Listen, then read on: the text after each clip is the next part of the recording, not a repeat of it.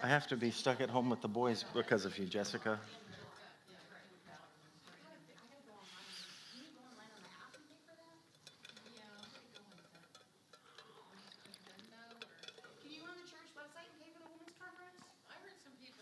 No.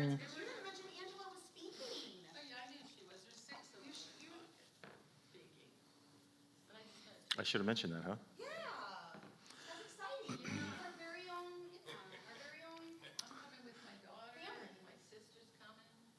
Does it feel bright in here? I thought so. You like it though? What does the thumbs up mean? Oh, wow. He's not even going to give me time to do the pre-service banter. Do I sound loud? No, you sound good. Thanks, Brad. You sound loud too.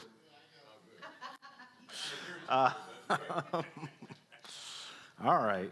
A lively bunch tonight. Okay. Well, as promised, I guess. There's not much of a promise. We're just moving through the book. So that brings us to here, chapter 17. So if you have your Bibles, we're going to be in Revelation, and the plan is to get all the way through chapter 17 today. So hopefully we can do that, and we'll see what happens here. We begin every study by reminding ourselves of the purpose of the book of Revelation, which is to remind God's suffering people of the victory of Jesus Christ over the power of Satan. So that is when every time we come to the book and all of the crazy prophecies and all of the weird dragons and beasts and all of the strange things that are happening, the overarching message of the book is to remind God's people who are in the midst of some kind of suffering or turmoil or conflict that Jesus wins.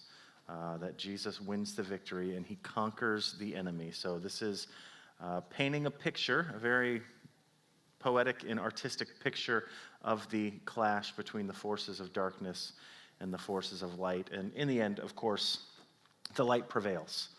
We're going to be talking tonight about Babylon and this mystery Babylon. And for our visitor here tonight, we have been taking two different approaches to understanding the book. There is a particular interpretive method of the book of Revelation that sees all of the prophecies as being fulfilled in the first century with the destruction of Jerusalem in 70 AD, so that John was writing to his contemporaries, writing about the things which were soon to take place in the destruction of Jerusalem in 70 AD, a historical fact, something that we can look back at and we can see the events that surrounded this, and they find a fulfillment there. So in this particular section, in verses 17 to 19, when it is talking about Babylon, most from the preterist camp, as we have discussed in here before, identify Babylon as Rome, as God dealt first through the most of the book with Israel, with apostate Israel, with the Jews who had rejected their Messiah, and judgment came on them for the rejection of Jesus. And then as God does, he will judge the nation of Israel with another nation, and then he judges the nation that defeated or destroyed Israel for their destruction of Israel. So that is a pattern that we see throughout the Bible. That is something that, whether or not that's what John is actually talking about, that is something that we saw in history. Rome destroyed Israel. Shortly thereafter, Rome was destroyed. And that could be, Babylon could be Rome in the first century. There in chapters 17 to 18 would be describing their downfall, and especially the city of Rome, and that would be identified as the harlot. So we're going to see a beast tonight and a harlot, and those would be Rome in the preterist view, which we won't spend very much time on at all tonight, because we have a lot to try to sift through. In the futurist view, which is the one that we are all quite familiar with coming up in the evangelical church, that's the one you're used to hearing Revelation being taught about future events that are yet to come. That's the futurist view. It's not the only interpretation, but it is one. I do personally believe that Revelation is pointing to the future, while also looking back at the past. I think it actually serves both of those functions. But For the futurist, Babylon may represent the Catholic Church, or some great apostate religion formed under the Antichrist in the end times. Babylon may be a city. It might also be a city instead of a religious institution. Either a restoration of ancient Babylon or of revived Rome, something of that effect. And this great enemy of truth and righteousness will be destroyed in the end of the tribulation. So you have, again, this would be in the future, not in the past, so looking for this to happen. And the destruction of Babylon takes place at there's a couple views. It could be right in the middle, but the Babylon is destroyed, most people believe, at the middle of the tribulation, and then the beast is destroyed at the end of the tribulation. So we'll get to that as we continue to go, for those of you who are trying to keep a timeline here.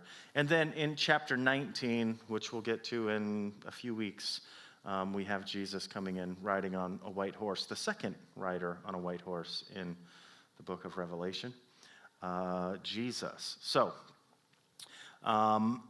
though the fall of Babylon has been announced in 14:8 and described in 16:9, so we already saw this, 16:19, another whole section is required to tell the story more thoroughly.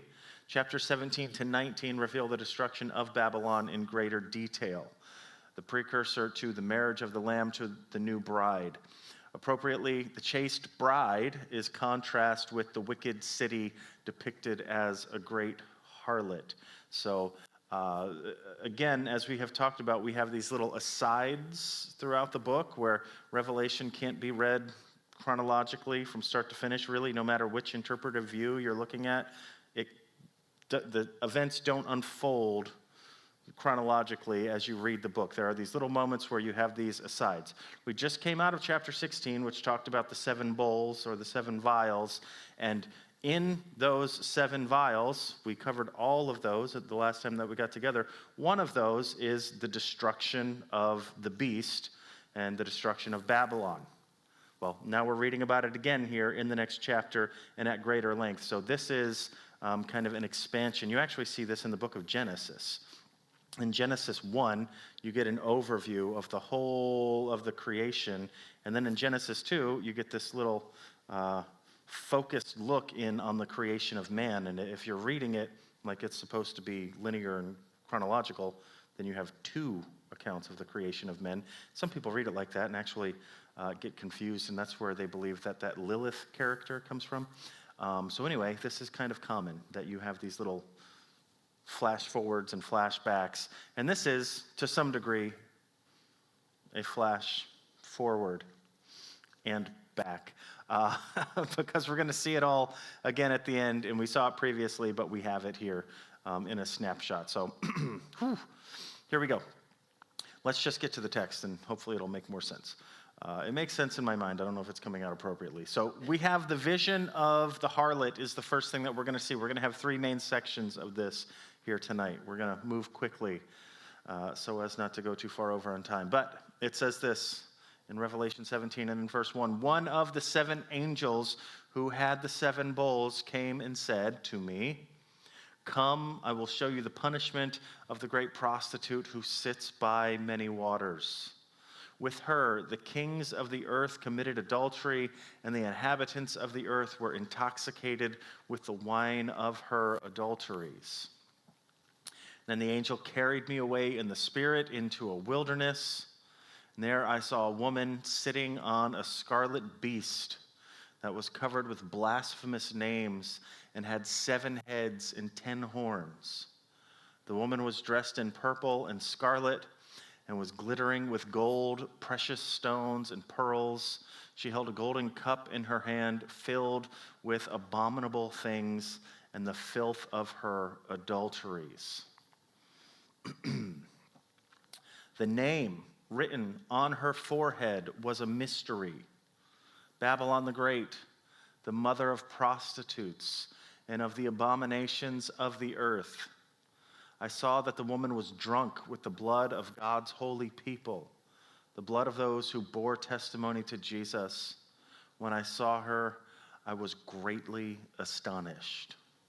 So, John is given this vision now after he sees all of the final judgments of God poured out on the earth, all of the bowl judgments, the last judgments of God poured out on the earth.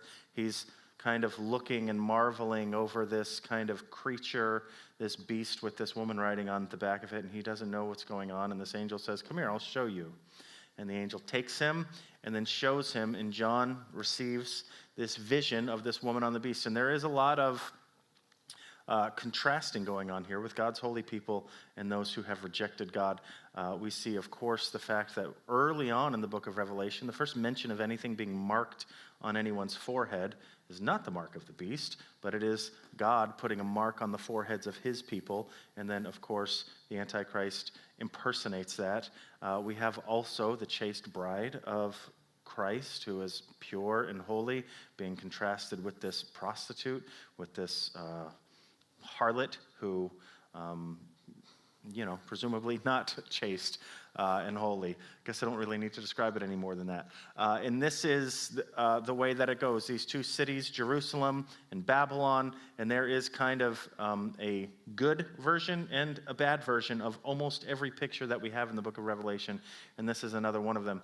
And this woman is riding on this great beast, and here's a artist depiction of it, just to kind of give you some kind of idea. I looked at a lot of different depictions. Many of them have feline-type creatures. Who knows? Maybe it was more like a lizard. Maybe it was more like a dragon. Nobody exactly knows, but there she is. She's got her little golden goblet there with the blood of the martyrs in it that she is sipping on. And then, of course, this beast with the 7 heads and the 10 horns that we'll get to in just a moment. But something like this is the vision that John receives. And for the preterist, this is all we're going to look at from the preterist today, so soak it up. Most see all 7 bowls as referring to God's, nope, this one was left over from a previous one, sorry. I don't know if I was going to actually say anything about the preterists. They're all just going to see this as the destruction of Rome. So you can kind of do all the math. It's really kind of interesting, but again, for the sake of time, we just don't have the time. So the preterists just see this as the fall of Rome, and they make all of these connections, and they do a pretty good job at it, actually, really. It's pretty interesting. But we have enough just to look at the futurist interpretation here. So this passage here that we're reading is a parenthetical look at events prior to the pouring out of the bowls in chapter 16, right? So again, we saw everything happen in the bowls. That gives us basically to the end of human history, but now we're looking more specifically at one section in that. With the 7th bowl comes the second coming of Christ, which will be described in greater detail in chapter 19. So we know, again, not chronological. And the power of the harlot apparently belongs to the first half of the tribulation period, and her destruction falls within the middle or at the beginning of the Great Tribulation. So if you remember, first 3.5 years, bad, but not as bad as the last 3.5 years. And there is this center point, and it seems at that center point is when the harlot is destroyed. The harlot, we're going to find out, is destroyed actually by the beast that she's riding on, and then the beast actually goes on for the last half, and the beast is destroyed by Jesus at the end. So it's really kind of depicting the whole last 3.5 years here, this section. The harlot is called Mystery Babylon the Great, but the meaning of the name is much debated. And Babylon is widely regarded to be, in some sense, a symbol of Rome, but not all agree as to the specific sense in which Rome fits into this vision. So that just kind of a cursory, preliminary explanation of these views. And here we go, we'll jump into it. Many understand the harlot, this woman, what she is supposed to portray, as a religious entity, a coalition of apostate churches headquartered in Rome and most probably dominated by the Vatican. So most are looking at this harlot and seeing her as a representation of some kind of false religious system, and that false religious system is located in Rome, and we'll get to why precisely that is that most people believe that. But This from John Wolford. The description of the woman as arrayed in purple and scarlet and decked with gold, precious stones, and pearls is all too familiar to one acquainted with the trappings of ecclesiastical pomp today, and especially of high officials in the Roman Catholic and Greek Orthodox churches.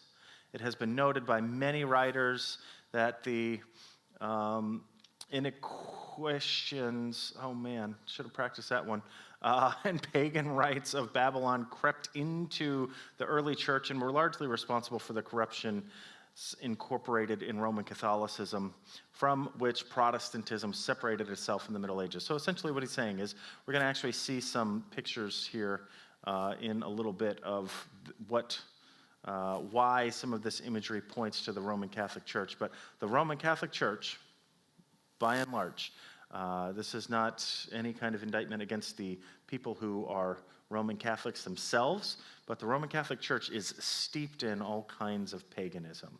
What happened essentially with what the establishing of the Roman Catholic Church is that when Constantine decided that Christianity was going to be the state religion, because he didn't want to have a complete revolt on his hands, he incorporated most of the pagan ideas about God, most of the pagan holidays, all of those various things into Christianity. And he basically, it would be kind of like if you go back to when many of you were a lot younger, and America used to be like a Christian nation, right? And there was so much of the culture and the fabric of the United States of America was Christian.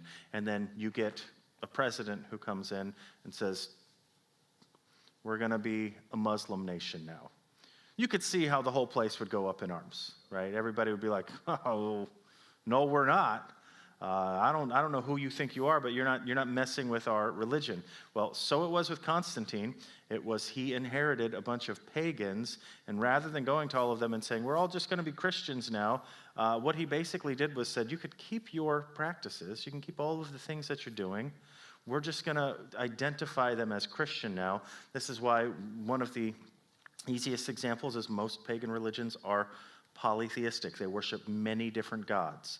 They have a god of the harvest. They have a god of travel. They have a god of the rain. They have a god of all of these various things. And you notice in Catholicism, you have now saints for every one of those things. There's a saint of the harvest and a saint for travel and a saint of the rain. And they took all of these gods and they just said, well, that's no longer this god. We'll just call him Saint Michael and Saint Christopher and Saint whoever.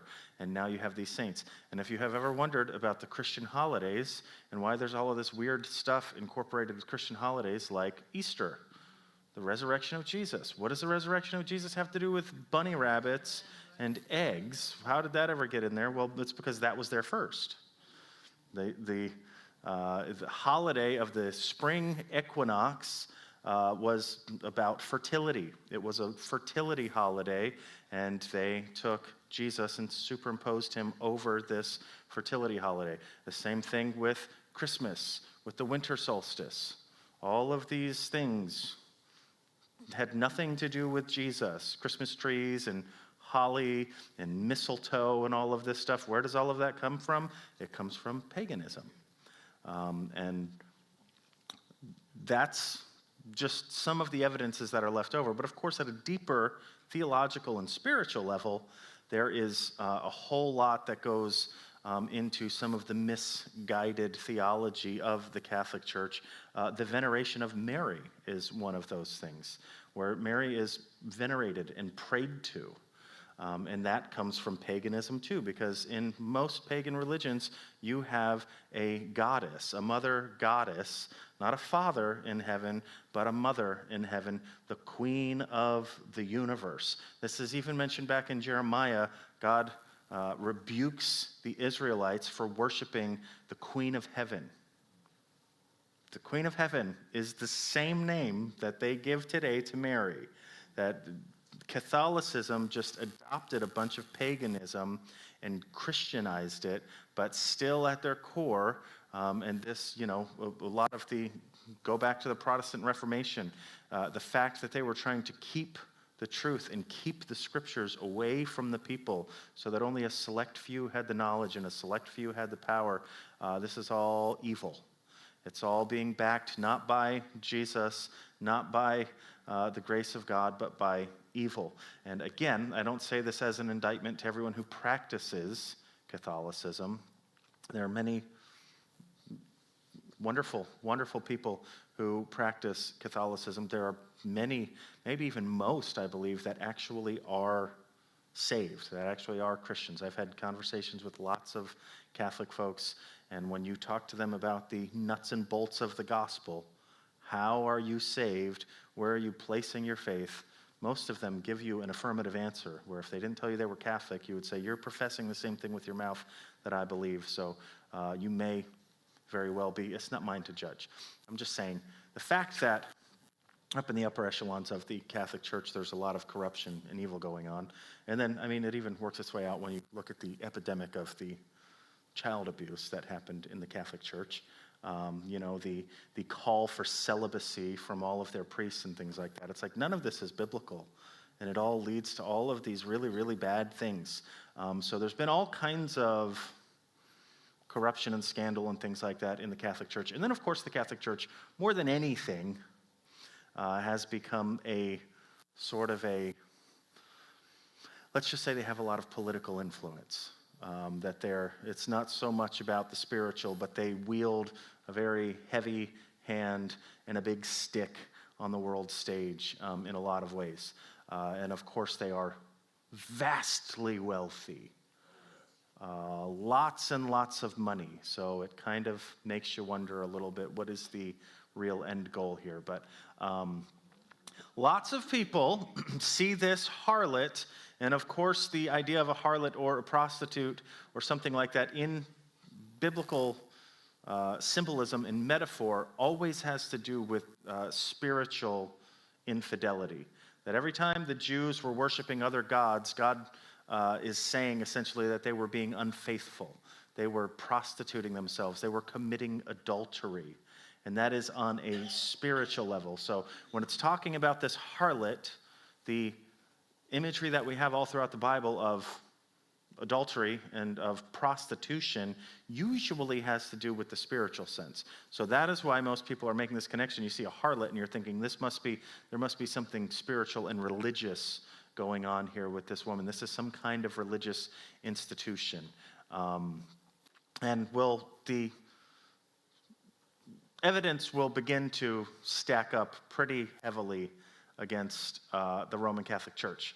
But it is hard to escape the conclusion that the Roman Church is the harlot, but this is not the whole picture. For the apostate church is not merely the Roman Church, it will include other groups in a family relationship with their mother. So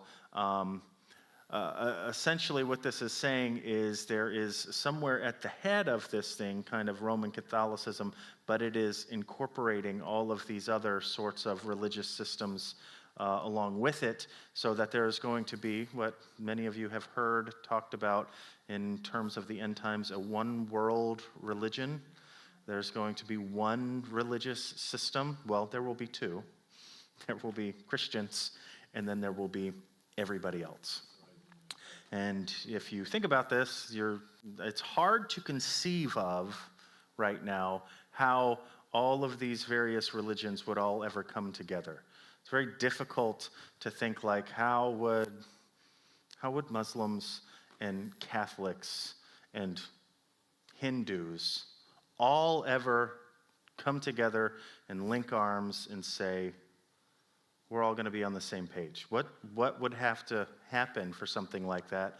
What's very interesting is we're moving in that direction already. Here's some headlines for you.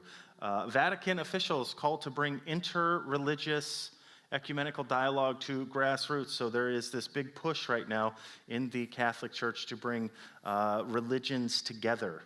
Inter-religious councils and things like that have been going on. Here's another one. Church leaders promote religious freedom and interfaith harmony across Africa. And those church leaders are Catholic church leaders. They are promoting religious freedom and interfaith harmony. Here you go. Buddhist-Christian dialogue calls for shared action to spread hope. So the Buddhists and the Christians, and when they say Christians, they're talking about Catholics. So the Buddhists and the Catholics are coming together and linking arms and joining together. Vatican seeks to break new ground in Confucian and Christian dialogue. So they're reaching across the aisle, if you will, to all of these other various religions, and kind of trying to bring everyone under the same banner, under the same umbrella. You have something, Jessica?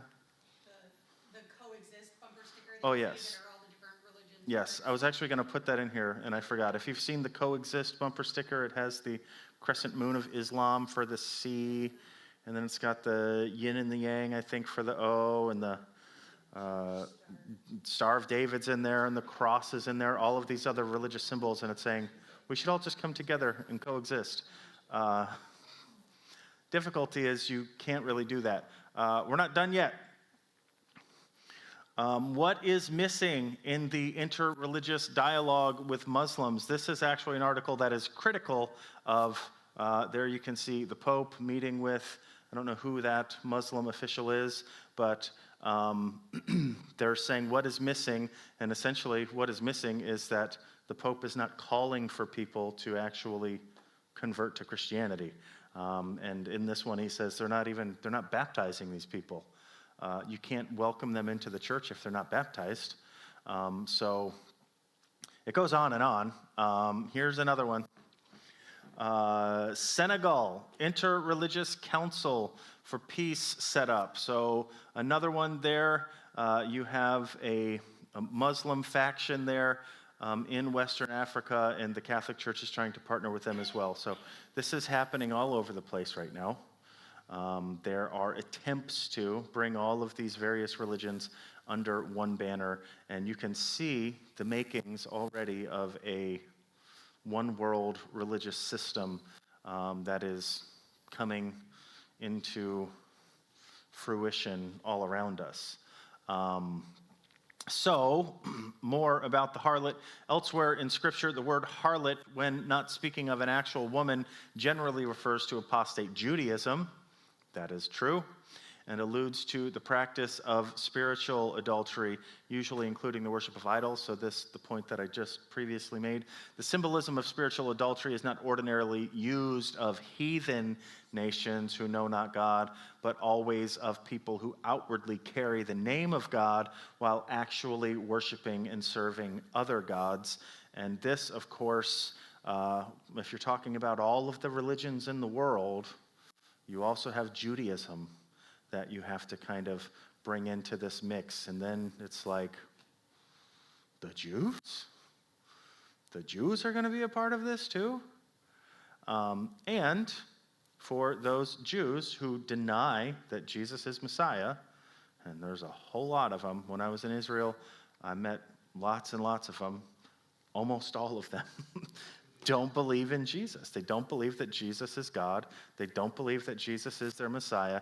They are still waiting for a Messiah, which makes the Jews very, very susceptible to, if someone came onto the world scene, as is described, as the Bible describes a person like the Antichrist, who could possibly try to unite everyone, the Jews would be right there looking and saying, maybe this is the guy that we've been waiting for all this time. And they also would come into this one world religious system. And some people have even, talked about the fact that the Dome of the Rock, which is, of course, there on the Temple Mount in Jerusalem, that space might actually be shared with the Jewish temple. You might actually find that on top of the Temple Mount there, you might have multiple temples, or perhaps one for all of them, kind of that Jewish temple being a center for all of this interreligious worship. So just speculation all at this point. Nobody can say exactly, but it seems that what the Bible is telling us, and it's going to get a little more explicit here towards the end of this, and it's already looking like we're probably not going to make it to the end of chapter 17 today, so this might have to be in two parts. But when you get to the end of this, it becomes even more clear that all of these religions are going to come under one banner. And that's going to include Judaism. And it may be that Judaism, some form of Judaism, actually is that banner, or Catholicism, or we're not really sure, but all signs are pointing to Roman Catholicism right here. Some interpret Babylon principally in political, cultural, or commercial terms, a representative of the anti-God systems of man in any age. So Babylon might not be a religious institution, but it might be more of a political sort of movement. Babylon may be the symbol of human civilization with all its pomp and circumstance organized in opposition to God. So here's an explanation of that position from Merrill Tenney. To say that Rome is the final interpretation of this symbolism would not do justice to the text. The great harlot represents more than one city and more than one era of history. To the reader, it would convey the sum total of pagan culture, social, intellectual, and commercial that had opposed and oppressed the people of God from time immemorial. The time seems to include more than any one city or civilization, though the actual city of Babylon and perhaps Rome also were the best examples of it in their day. So essentially what he's saying is Babylon is standing in as sort of a symbol for all of the political and religious systems throughout time that have opposed God, and it's standing in as a symbol for whatever religious and political system will oppose God in the last days. And of course, as I mentioned even about the Roman Catholic Church,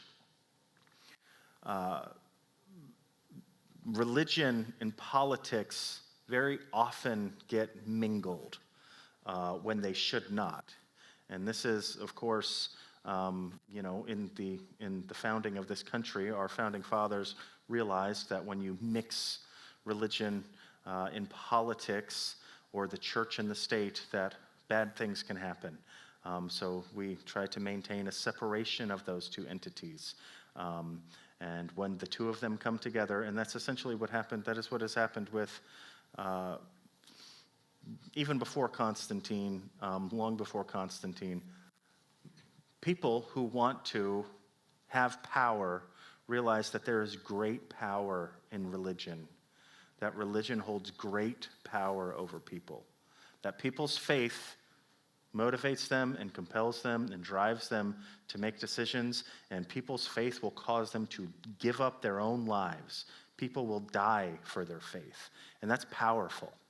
So if you want to wield control over people, and if you're just concerned about control, then a really, really easy thing for you to do is to pose as a religious leader, to appeal to people's religious sensibilities in order to get them to do something for you that is politically motivated. We don't see any of that in America, do we? People appealing to our faith in order to achieve a political result? None at all. We don't ever see that. People have been doing that for a long, long time. That will presumably be what's going on here in the end times too, that this will be an amalgamation of a political and religious institution, whatever it's going to be. It will be kind of both of those. The name is used, that Babylon, for more than a city in these chapters. It also stands for a system. This is much the same as the way Americans speak of Wall Street or Madison Avenue. They are actual streets, but they also stand for the financial and advertising enterprises. So it could be Babylon, not a specific location, but really talking more about kind of an idea or a big conglomeration. So the systems of man have many aspects. Many believe that the Babylon in chapter 17 and the Babylon in chapter 18 are not identical, representing different manifestations of the Babylonian spirit. So Could be that too. Wolverd says it is helpful to consider chapter 17 as dealing with Babylon as an ecclesiastical, religious, or spiritual entity, and chapter 18 as dealing with Babylon as a political entity. So you may have both of these things going on. It seems pretty safe to say that it's hard to make a distinction between religion and politics, especially when it's evil. They're probably one and the same. So, the scarlet beast is generally agreed, is the same beast that arose from the sea in chapter 13. So if you want to go back to chapter 13, remember that beast that comes up out of the sea, this being the same one.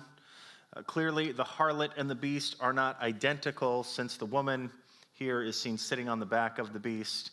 Wolverd says that her position, that of riding on the beast, indicates on the one hand that she is supported by the political power of the beast, and on the other hand that she is in a dominant role and at least outwardly controls and directs the beast. So some kind of strange symbiotic relationship that this harlot and this beast have,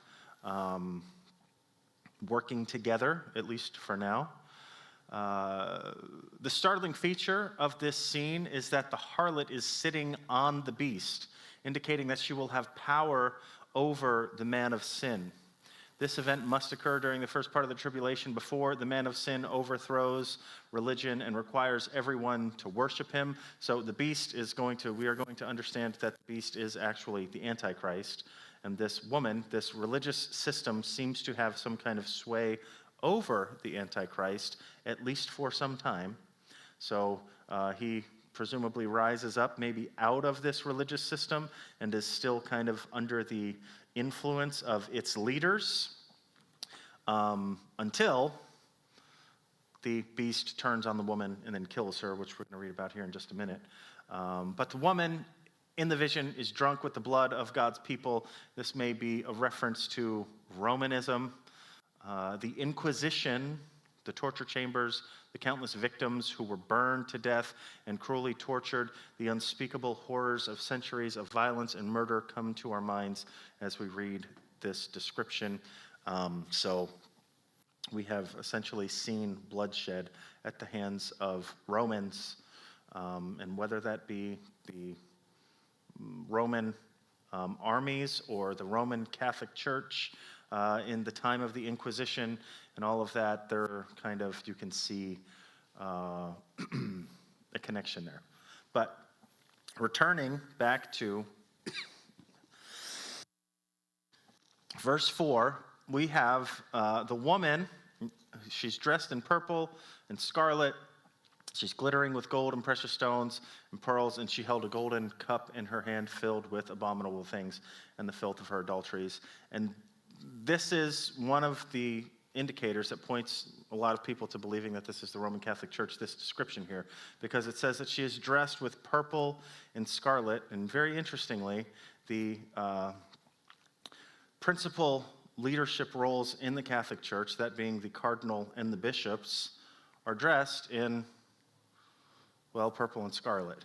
That you can see them there in their purple and scarlet.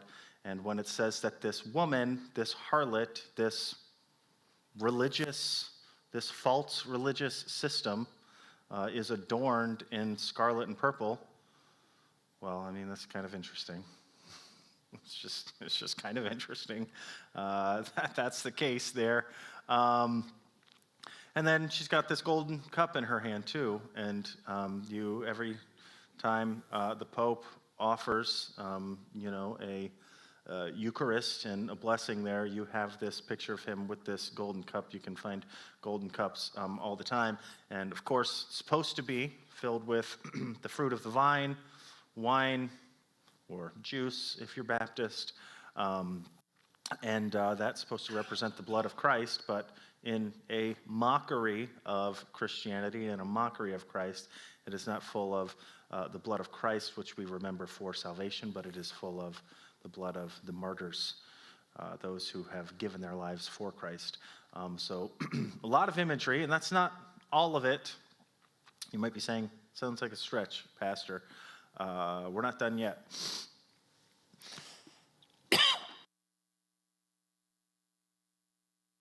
So, the mystery of the harlot. So, what is going on precisely with this harlot? If you pick back up in verse 7, it says, "Then the angel said to me, 'Why are you astonished? I will explain to you the mystery of the woman and of the beast she rides, which has the 7 heads and the 10 horns. The beast which you saw once was, now is not, and yet will come up out of the abyss and go to its destruction. The inhabitants of the earth, whose names have not been written in the book of life from the creation of the world, will be astonished when they see the beast, because it once was, now is not, and yet will come.' This calls for a mind with wisdom. The 7 heads are 7 hills on which the woman sits. They are also 7 kings. 5 have fallen, 1 is, the other has not yet come. But when he does come, he must remain for only a little while. The beast who once was and now is not is an 8th king. He belongs to the 7 and is going to his destruction." Okay, so you have the harlot and the beast on these 7 hills. These 7 hills are synonymous with these 7 kings, these 7 horns that are on this beast with the 7 heads and the 10 horns. So the beast has 7 heads, synonymous with kings and with hills, and then there are 10 horns on those 7 heads, and we're going to try to see what's going on here. There are 7 of these kings, and it says that there's still an 8th also that is to come. So there's 7 spoken of, and then this last final 8th one. So try to make sense of all of this. The reference to the 7 mountains is generally regarded as an unmistakable clue that Rome is intended, since Rome from ancient times was called the city on the 7 hills. It's all throughout history. You can read that. It's a nickname for Rome, the city on 7 hills. So when there's a mention of 7 hills here, and Rome existed in the time of John, it's like, okay, that was a pretty easy clue that you gave us there. Thank you. However, not everyone agrees with this conclusion. From J.A. Seiss, a flimsier basis for such a controlling and all-conditioning conclusion is perhaps nowhere to be found. The 7 hills of the city of Rome, to begin with, are not mountains. Okay, fair enough, as everyone who has been there can testify. And if they were, they are no more characteristic of the situation of Rome than the 7 hills are characteristic of Jerusalem.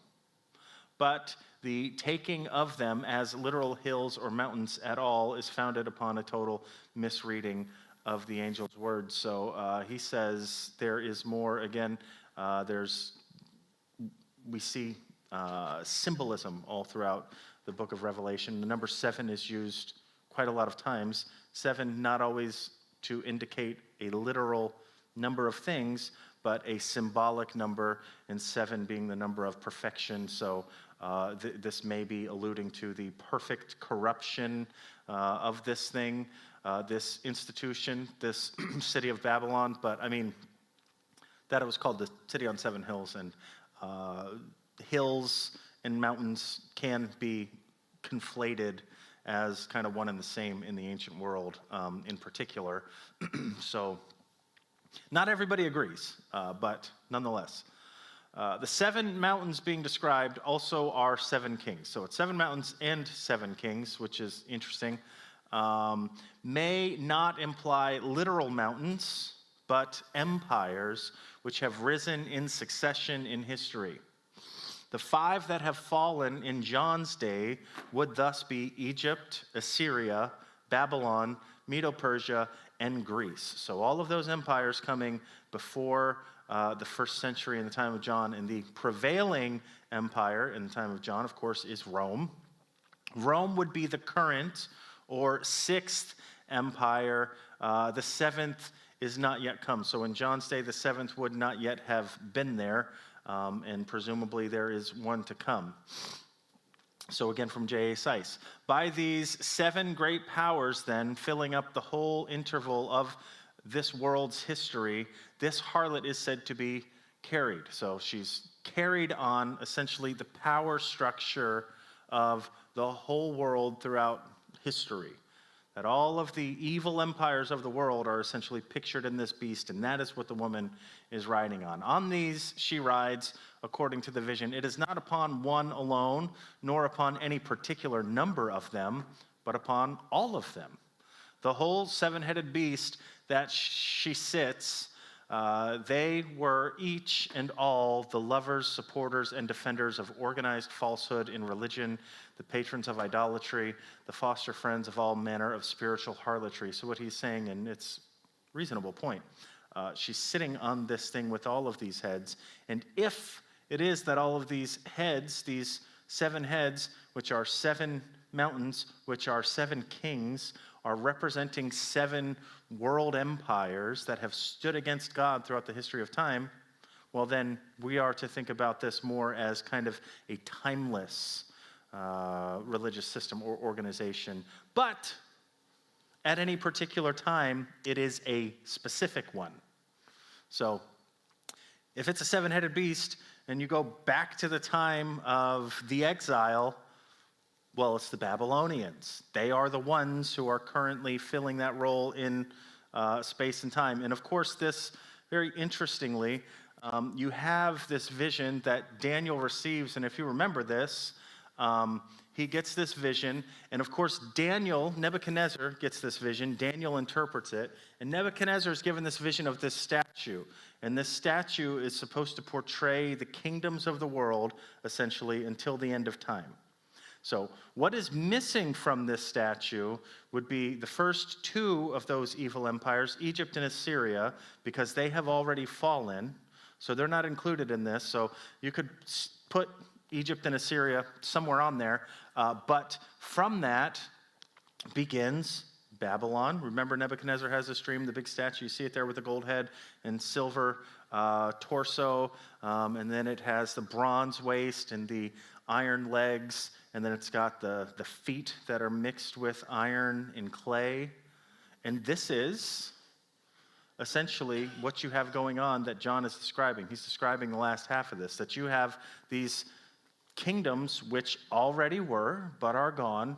This one that now remains, which is the one that is right now currently Rome, and then there is one yet to come. The unexpected reference to the eighth apparently refers to the man himself, that being the Antichrist, who is the leader of the seventh and final world empire. So that seventh and final world empire is the one that is mixed with the clay and the rock, and that is the one that it says in Nebuchadnezzar's vision, there is this stone cut out of a mountain. This beautiful, marvelous stone, and that rock is hurled down at the feet of this statue, and it crushes it and destroys it. And of course, that rock is Jesus, who comes to judge this religious system, all of the empires of the world, and it comes crashing down with a great crash. We'll try to do this. We have just a little bit more time. This would be the third and final section. So this is the harlot's demise, the demise of the harlot. The 10 horns you saw are 10 kings. So now we're getting into the 10 horns, 7 heads, presumably 7 empires over time, representing a totality of the empires that have stood against the kingdom of God, and all of those, of course, steeped in false religion. But the 10 horns you saw are 10 kings who have not yet received a kingdom, but who, for 1 hour, will receive authority as kings along with the beast. They have one purpose and will give their power and authority to the beast. They will wage war against the Lamb, but the Lamb will triumph over them because he is the Lord of lords and King of kings. And with him will be his called, chosen, and faithful followers. Then the angel said to me, the waters you saw where the prostitute sits are people, multitudes, nations, and languages. You guys all should have picked up on that clue already. The beast and the 10 horns you saw will hate the prostitute. They will bring her to ruin and leave her naked. They will eat her flesh and burn her with fire. For God has put it into their hearts to accomplish his purpose by agreeing to hand over to the beast their royal authorities until God's words are fulfilled. The woman you saw is the great city that rules over the kings of the earth.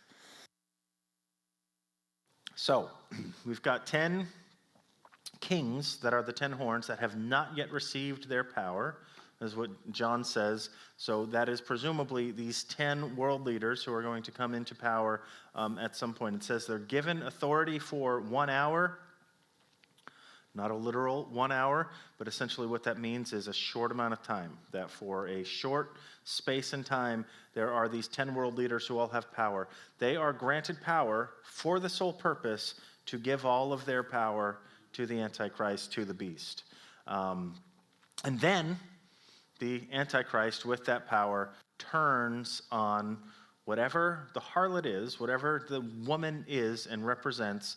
If it is some false religious system or whatever it is, he destroys that one and stands there in its place. And that really kind of sets the stage for, you can have a false religious system that's not necessarily worshiping Satan, but at the end of this thing, when the Antichrist takes over, it is the worship of Antichrist, who is a man possessed and inhabited by the spirit of Satan himself, and it is literal Satan worship.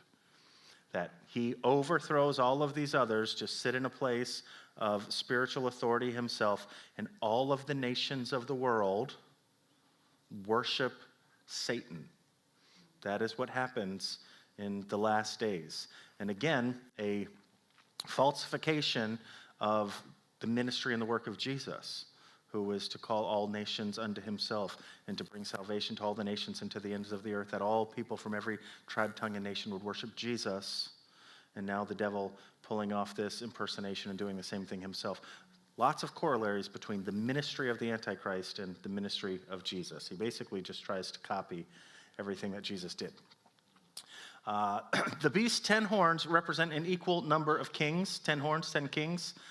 How do these differ from the 7 kings symbolized by the heads of the beast? Well, these kings, in contrast to the 7 heads of the beast, are kings who rule not in succession, but simultaneously at the end times.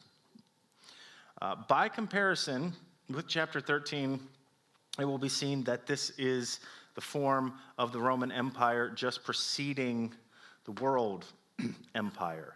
So again, you have successive kings there in the 7 throughout the course of human history, and then these 10 being associated with the end times. And if you're going with that scheme that there's something there about Rome in it, then then it's going to be something related to Rome. Just another point too, in case you're kind of struggling to accept the connection between Rome and Babylon. Peter, in his epistles, refers to Rome as Babylon. He calls Rome Babylon. It was for the Christians in the first century, kind of a moniker, almost kind of a code word that they would use, because it's always Zion, the heavenly kingdom and the heavenly city, and Babylon, the satanic kingdom and the satanic city. And the Christians in the first century referred to Rome as Babylon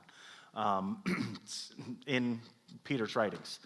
Most dispensationalists, that is futurists mostly, equate these 10 horns with the 10 toes on the image of Nebuchadnezzar's dream in Daniel 2 that we just saw, right? So it goes down, and you've got the 2 legs, and they go down into 10 toes, and that's very interesting that at the end, that's the last kingdom, and there are 10 little toes there. And you also have 10 kings. So again, using that statue as kind of an interpretive aid here.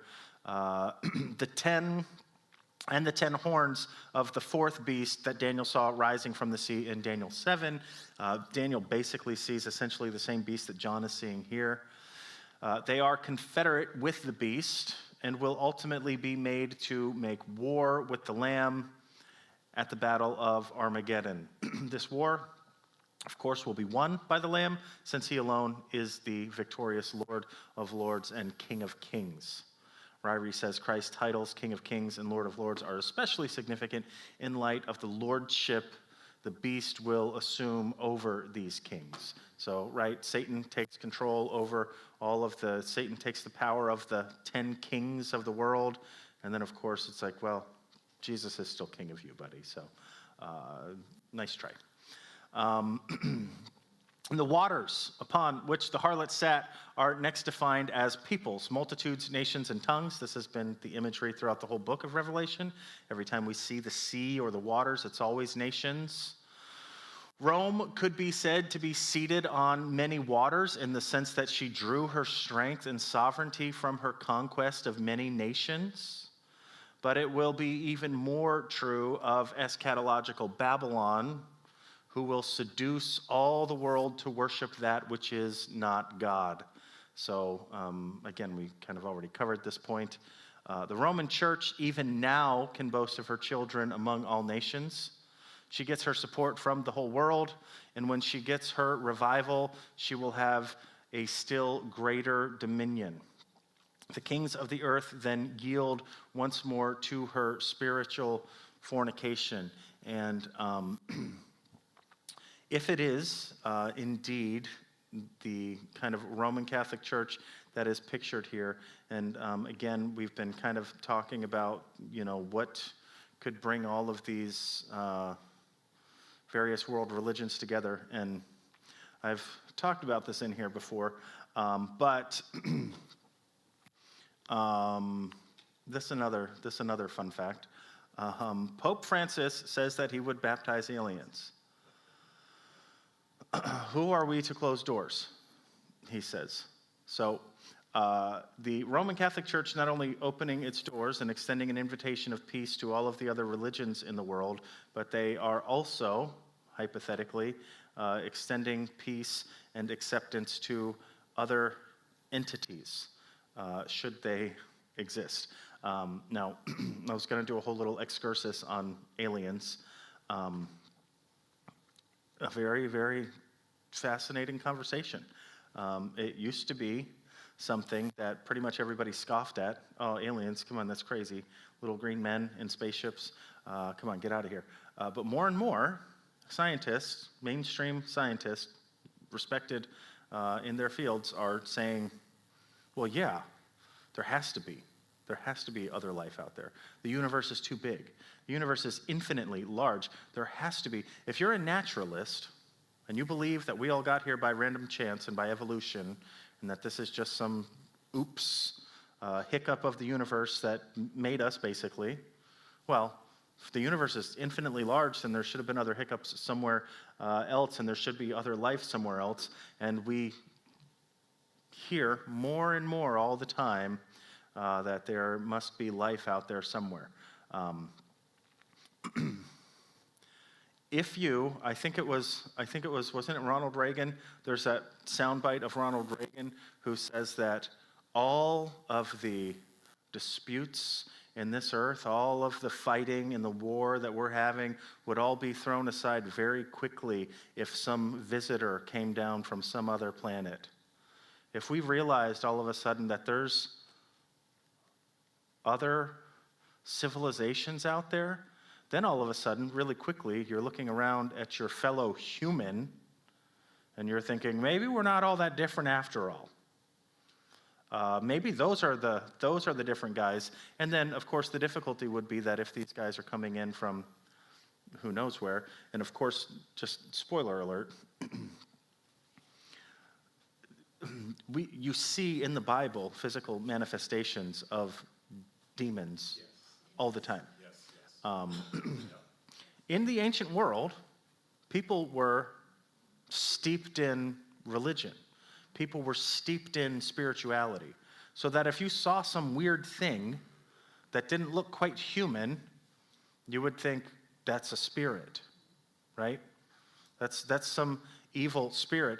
If you wanted to, as many have suggested, if you were the devil, the best trick that you could ever pull is to make people believe that you don't exist, right? But for a long time, throughout the predominant whole of human history, people believed in the spiritual realm. There were no such thing as naturalists until just within the last century or so, that people would reject entirely a spiritual reality, which means that society at large right now is prone to, if you see some weird thing that doesn't look quite human, rather than thinking it's a demon or some spiritual being from a spiritual plane, you would be much more inclined to think that's a natural, material being from another universe. Not from another dimension, but from another universe. It's an alien.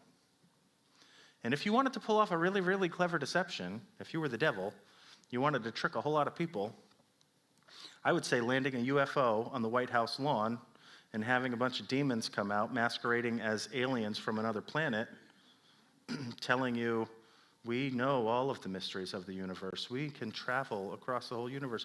We have discovered how to travel at light speed. This is why we're here. Our planet is way over there. You could never get to us, but we have the answers for you. And they start trying to communicate to the people of the world, and then you have the largest religious leader on the whole planet who says, yeah, if they show up here, let's come on in. Come on in. Get baptized, have some communion. I know it sounds crazy. I'm just saying. I'm not saying aliens are going to show up on Earth. I'm just saying if they ever do, don't listen to them. Don't listen to the aliens. That's all I'm saying. But if you're trying to think of how is this impossible thing ever going to happen, that's one way that you could look at it and be like, oh, I could maybe see that. Really quickly, as we close, when the beast has no further use of his mistress, Babylon, turning all of the people away from Jesus, he will turn the 10 horns upon her, and she will be killed, and her body ravaged and burned. Religious Babylon, who sought political alliances and power, will in the end be destroyed by a political alliance. It will be these 10 nations who make her desolate. So when there's no further use for her, she's destroyed, and that is the way that the devil operates. He will use whoever, and then when you've served your purpose, have no need for you anymore. The statement that the 10 kings will eat her flesh is possibly an allusion to the fact that Jezebel's flesh was eaten by dogs rather than given a decent burial. Jezebel, of course, the great harlot who caused people to go after other gods, and she fell off the balcony and was eaten by dogs. Pretty terrible death there. This harlot may be a symbol of Roman Catholicism. The destruction of the harlot takes place in the middle of the tribulation, spelling the end of all religious worship other than that directed to the beast. For the first half of the tribulation, she will reign unchallenged, this false religious system, but at the middle of the tribulation, the beast, the man of sin, the Antichrist, will see her as a challenge to his own power and program. So with his league of 10 nations, he will destroy the harlot and set himself up to be worshipped. Again, the worship of Satan at the end here. And this concluding quote from John Wolverd: with the beginning of the second half of the last week, so the last half of the tribulation, the ruler of the revived Roman Empire, who is the political head of the world empire and is himself designated also as the beast, is able to proclaim himself dictator of the whole world. In this capacity, he no longer needs the help and power of the church. Many find a parallel revelation in Daniel 11, where the willful king likewise puts aside all other deities in favor of the worship of himself. So, essentially the way that goes is some kind of false religious system in the end, in the last days, holds sway over all of the people, and then Satan comes in and he sees this false religious system that all these people are going after, and he somehow or another commandeers it for himself, and he gets on top, proclaiming himself to be king and the one who should be worshipped. So we have that to look forward to, or maybe we don't. Who knows? Who knows what we have to look forward to? But in the end, you can see all of these things kind of coming together, which is just, further indication that the Lord is on the move. As some have said, the angels are up there licking their lips right now to blow the trumpets. Got to be getting close. We're closer than we were yesterday. So anyway, we made it. Just went only just a little bit over. Thank you for your patience.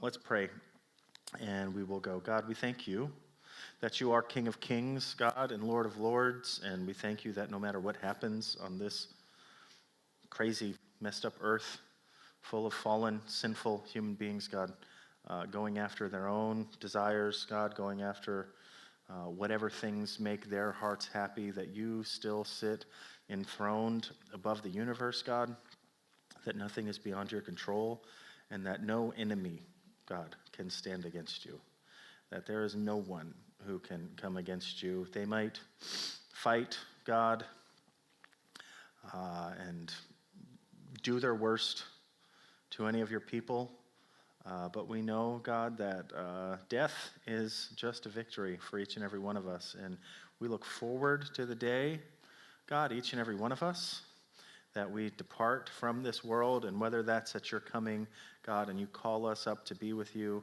or whether we go, God, on our own, in our sleep one night, or, God, whether we live to see all of this chaos and madness in these last days, God, let us look forward to the day that we stand in your presence, and to the day that all of this is behind us and we have eternity with you ahead of us, God. So we love you. Go with your people from this place, God. Encourage and inspire and uplift each one, God, we ask in your name. Amen.